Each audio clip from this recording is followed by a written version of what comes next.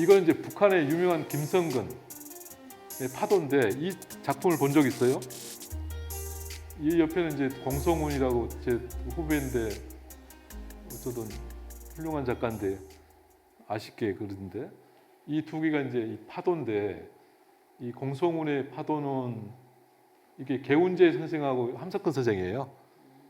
함석근 개운제 이 두 분이 이렇게 담수하는 거를 두고 뒤에 이제 이 파도는 우리 민족의 어떤 고난과 역사 이런 걸 표현한 거예요. 공성훈 작가가 성대에서 이제 인물전을 했는데 인물전에 그 뭐 개운제 함석헌 그다음에 뭐 김구 선생님, 박헌영 등등 우리나라 근현대사의 인물들을 그렸는데 공성훈 작가는 함석헌과 개운제에 대해서 담수하는 사진을 이제 그 재단에서 빌려와서 그렸는데 저는 뭐 두 인물보다는 이제 뒤에 어떤 그 파도나 이 느낌 여기 보세요. 이게 디테일한 거 이게 기본적으로 또 이제 그림 그려본 사람 알겠지만 이런 느낌의 표현이 쉽지 않거든요.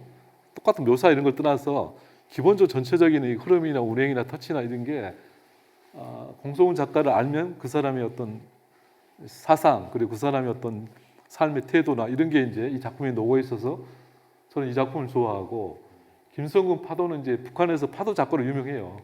2000년에 6.15 남북 공동선언할 때 김대중 대통령 두 분이 이제 서 있는데 뒤에 크게 파도가 그 김성근의 파도예요.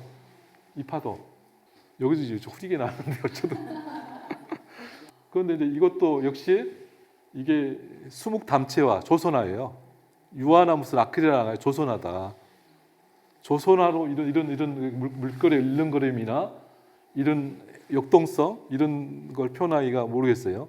뭐 우리가 얼마나 잘 표현할지 모르겠죠. 유화는 모르겠어요. 이렇게 대략 유화는 이 공성훈 작가 이제 이런 뭐 위에 덧칠하고 뭐 이런 거 기법적으로 할 수 있는데 수묵담체로 이렇게 표현하기 쉽지 않겠다. 저는 개인적으로 생각하는 거고 여기 이제 공성훈 작가가 이게 함석근 선생에서 이렇게 쓴 게 거기 도록에 나와요. 거기 보면 이제 사람이 대접받는 세상을 만들겠다는 이상 외에 아무것도 가진 게 없었던 두 사람 함석근과 개운 선생이 온몸으로 어둠에 맞서 아마도 이 두 분이 이 두 분의 삶의 무게는 저 굽어치는 검푸른 바다의 날카로운 바위들의 무게의 모든 게 총합과도 같다 이렇게 써놨어요.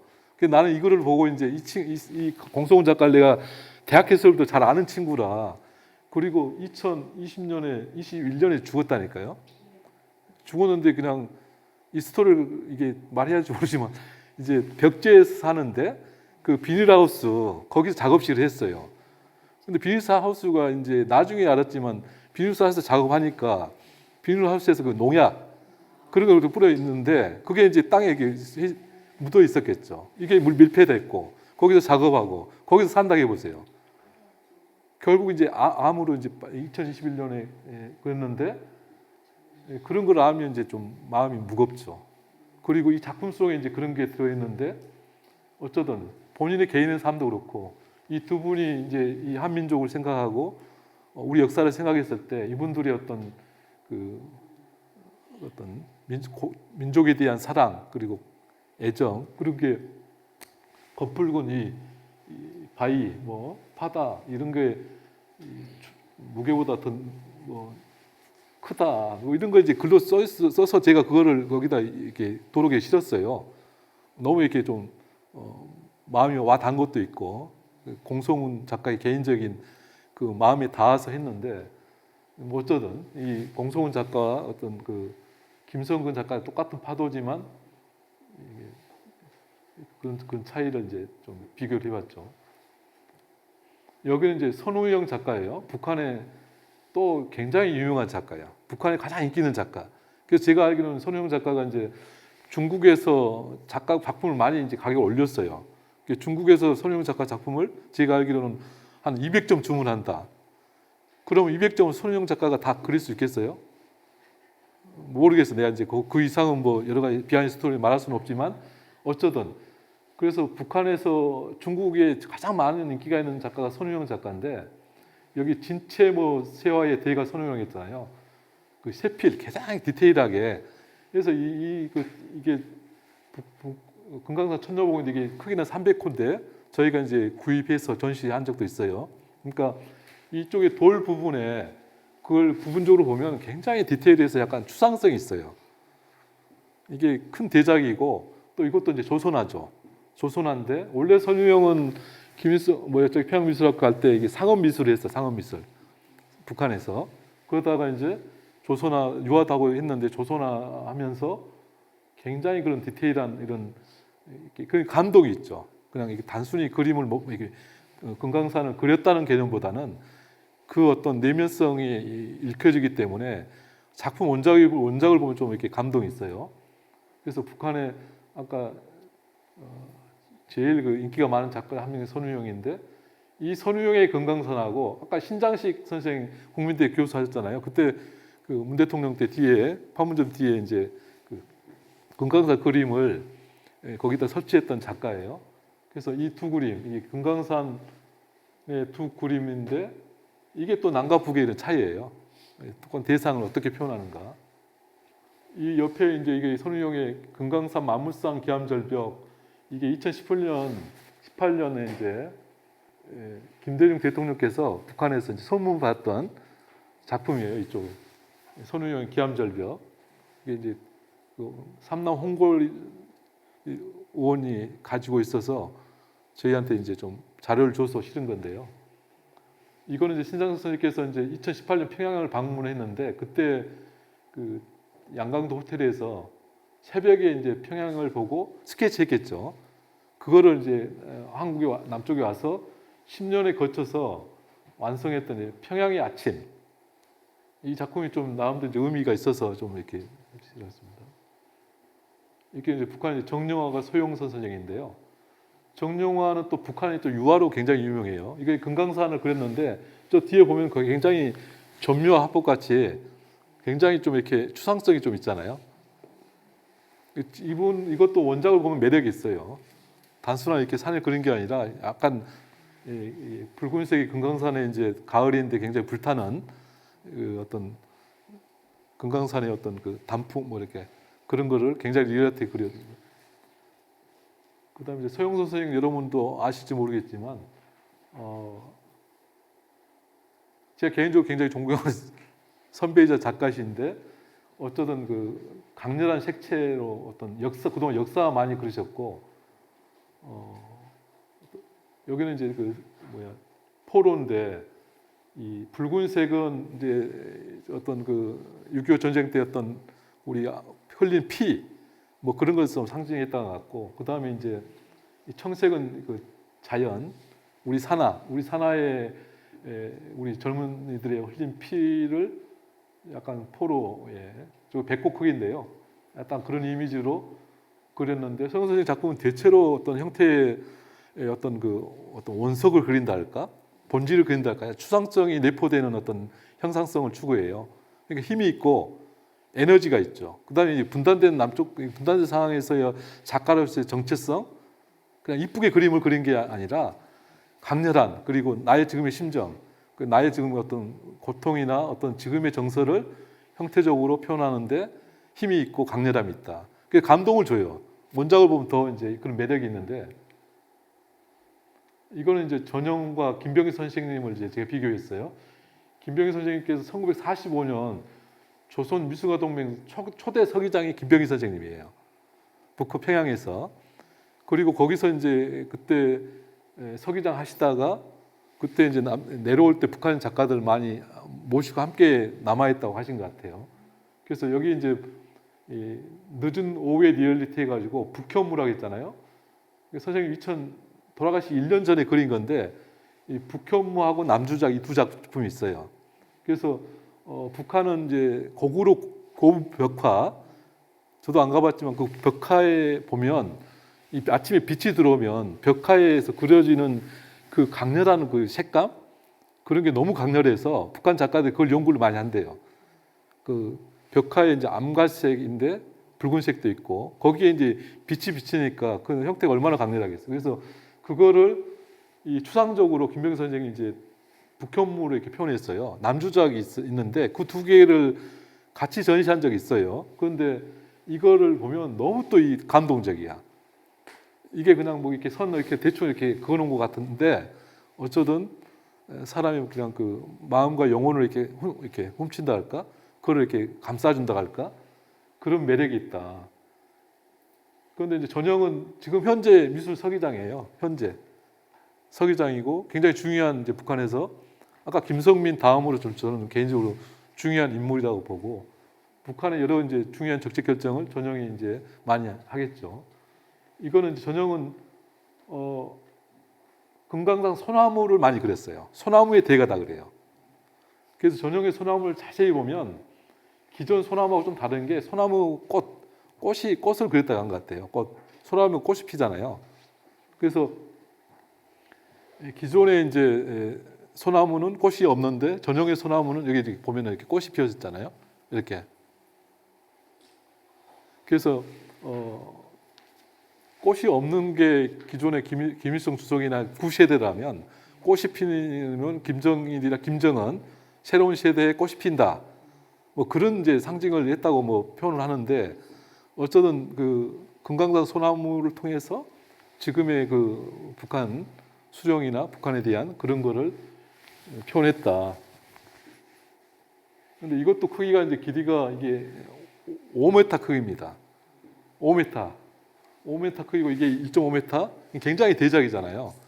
이것도 이제 이렇게 봐서는 모르고 이게 원작을 봤을 때 그 어떤 크기의 마력이 있죠. 그래서 앞으로 남북한의 그 문화예술 교류나 했을 때 북한의 전형은 굉장히 중요한 사람이고 좀 주목한 인물이다. 이제 결론적으로 저는 개인적으로 남북 통일을 원합니다. 제 고향은 이 전남 강진 쪽 칠량이 있죠. 제 고향이 전남 강진 칠량이에요. 저 남쪽 바다. 그다음 옛날에 저기 몽골에 어디 갔더니 이제 지구를 반대편에 하니까 우리 이쪽 고향이 제일 그 해양에 제일 최첨단에 있는 아주 지형적으로 좋은 곳이더라고요. 그래서 개인적으로 이제 우리 고향 칠량부터 강진, 목포, 대전, 서울, 파주, 개성, 신호주, 강계, 계마고운, 양강도, 백두산, 만주까지 나의 꿈의 로드입니다. 열린 공간이 돼야 된다. 남북한 이념의 문제가 아니라 삶의 문제다. 이념은 남과 북이 가진 지배계급들이 아직까지 자기들을 기득권 아닌 기득권을 행포하고 있다. 그리고 저는 오늘도 같이 오면서 이야기했지만 늘 이쪽 파주 올 때 이 통일도로 올 때는 이게 한 2시간이면 평양 갈 텐데 또 30분이면 개성 갈 텐데 그런 느낌이 와요. 그리고 그거를 꿈이라기보다는 금방 될 것 같아요, 솔직하니. 그래서 저는 개인적으로 제 책의 도록에 있는 거를 여기다 갖다 놓은 겁니다.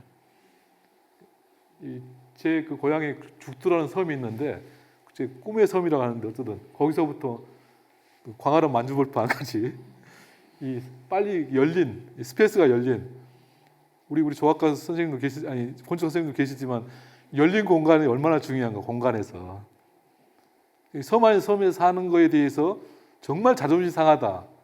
난 개인적으로 용납이 안 된다. 그런 부분이 있어요. 그렇다고 어디 뭐 투정할 수도 없고 이게 굉장한 좀 아픔과 침묵의 시간을 지금까지 흘렀지만 저는 개인적으로 80년 대학 이후 지금까지 저와 어떤 저의 존재 이유로 할까요? 늘 이렇게 뒤따라오는 어떤 압박 아닌 압박이 남북한의 어떤 열린 공간을 꿈꾸고 희망하고 그 공간 그 세계를 내가 뭘 해야지 그 생각을 늘 했어요. 남들이 뭐 어떤 이야기를 하든. 그래서 그 도록이 그래서 남북한 분단 이후에 최초의 책이다. 북한 작가 작품을 설명한 최초의 책이다. 그래서 제가 그걸 만들고 나머지 우리 초등학교에 다 기부를 했어요. 북한 자료에 대해서 없으니까. 근데 이건 뭐 어쩌든 개인 여담이고요. 그래서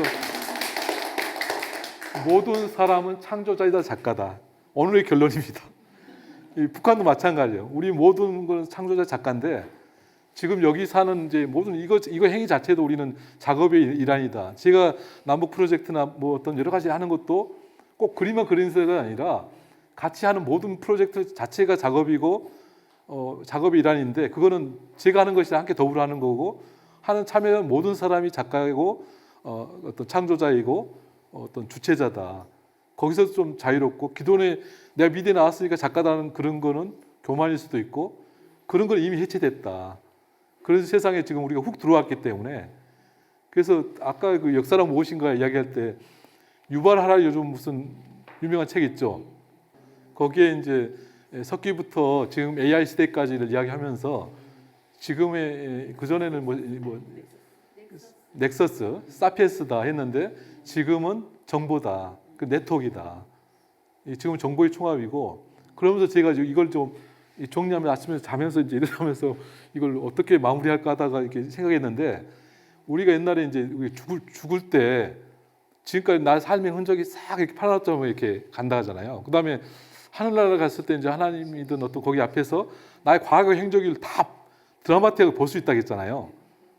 그 진짜 그러나? 저 개인적으로 기독교 신자이긴 하지만 좀 반반이었는데 요즘 이제 이게 인터넷, 핸드폰, AI를 보면서 이 핸드폰에 내 모든 게 있는 거예요. 내가 어떤 검색하죠. 거기 다 기록이 돼 있고 제가 챗GPT 해보니까 이게 내 검색하잖아요. 내 검색하는 모든 거를 챗GPT는 다 저장돼 기억하고 있어요. 지난번 내가 뭘 잘못 기억하다 뭐 했더니 내가 옛날에 뭘 물었던 거를 이야기하면서 그거는 이렇다. 그게 굉장히 놀랐어요. 그러니까 내가 전화하고 누구한테 하는 다 여기 남아있죠. 그러니까 AI로 모든 저장의 데이터베이스가 여기 있고 나의 인생의 모든 총합의 총량인 이 핸드폰에 있는데 이번에 제가 중국 갔잖아요. 중국은 더 심하더라고. 이거로 뭐 인증하고 뭐 하고 모든 게 이 핸드폰으로 다 해. 그래서 내가 아니 이 핸드폰 없는 사람들은 한 사람도 없대대. 그러니까 반대로 이야기하면 이 핸드폰을 컨트롤하는 주체가 있다면 거기에 모든 게 이제 컨트롤을 이렇게 당하고 있는 그러니까 자유로울 수 없죠. 그러니까 옛날에 무슨 영화에 네가 그 여름날에 했던 걸 알고 있다 이런 말 있잖아요. 그러니까 우리 모든 거는 오픈돼 있고 열려 있고 그러니까 이거 천당에 갈 때 지옥 갈 때 이걸 가지고 제출하면 아 당신 이렇게 살았구나. 그러니까 반대로 이야기하면 검색 아무거나 해서는 안 되겠다. 나의 성향이 나오고 정말로 농담이 아니라 아니 챗GPT 해보니까 그렇다니까. 그러니까 챗GPT도 100% 믿을 수는 안 되지만 믿을 수 있는 거는 내가 입력한 모든 거는 기억하고 있다. 메모리에 있다. 그거는 맞는 것 같아. 내가 이제 작가가 보도자를 쓰잖아요. 그걸 가지고 챗GPT가 이걸 응용해서 답을 하는데 그러니까 하나는 내가 여기다 어떤 걸 저장할까 그 고민이 있고 그다음에 내가 하는 모든 행위는 여기에 다 입력돼 있다. 그래서 유발 하라리 넥스트에 석기부터 이제 AI까지 이렇게 오는데 그 주체는 정보다. 정보는 여기에 저장돼 있고 이 저장 정보가 1 플러스 1은 2다가 끝난 것이 아니라 2 플러스 1은 2 플러스 알파가 될 수 있다. AI가 이 알파를 만들어서 당신을 컨트롤할 수 있다. 이게 무섭다는 거예요. 유발 하라리 말은. 근데 그게 의미가 있는 것 같아요. 그래서 모든 사람은 창조자이고 작가고 이게 또 제 작품입니다. 문 대통령 갔을 때 이쪽 김정은이고 문 대통령이에요. 그 뒷 모습을 붉은 커튼으로 이렇게 해서 이거 동행이라고 제가 작품을 만든 거고 이거는 뭐 같아요 우측에 사람이 아니고 이게 이제 이 코로나19 주제가 코로나19인데 이 쓰레기 강원도 이제 경기도에 있는 쓰레기 이제 코로나 때문에 너무 쓰레기가 외부로 이렇게 안에 보관은 못하고 외부로 된 거를 이 드론을 촬영해서 이 쓰레기를 이제 작품화한 거죠. 그래서 기본적인 우리가 이제 일상의 삶에 있는 것들을 이렇게 조합하거나 캐치하거나 그걸 배치하거나 그걸 나열하거나 그걸 자기만으로 재해석한다면 그건 얼마든지 작품이고 나를 표출하는 거고 그런 거기 때문에 이게 전공과 상관없이 자기가 글을 쓰고 인터넷에 넥스트하고 그다음에 이거 편집하고 그런 거를 전공과 상관없이 해야 된다. 저는 그걸 강력히 주장합니다. 그걸 포기하지 마시길 강력히 주장해요. 여기까지 감사합니다.